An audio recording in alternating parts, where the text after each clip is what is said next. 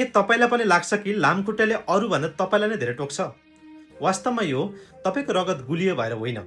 यसबारे America, Netherlands, बेलायतमा भएका केही अनुसन्धानहरूले केही रोचक तथ्यहरू देखाएका छन्। आउनुहोस् आज यो विषयमा कुरा गरौँ।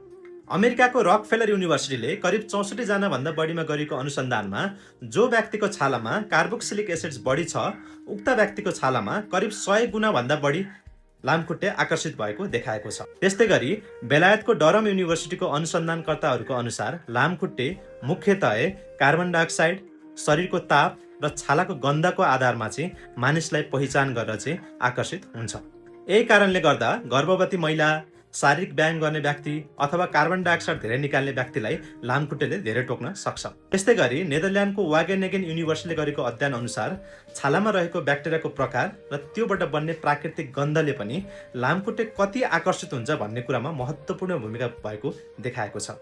त्यसैले अन्त्यमा तपाईको रगत गुलियो भएर लामखुट्टेले धेरै टोक्ने भन्ने कुरा वैज्ञानिक रूपमा प्रमाणित भएको छैन।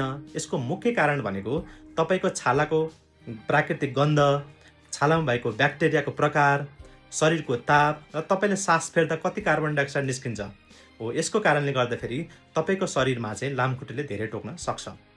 यो भिडियो जानकारी लागेमा यो भिडियो आफ्नो नजिकको साथीभाइ र परिवारलाई पठाउन नभुल्नुहोला। धन्यवाद।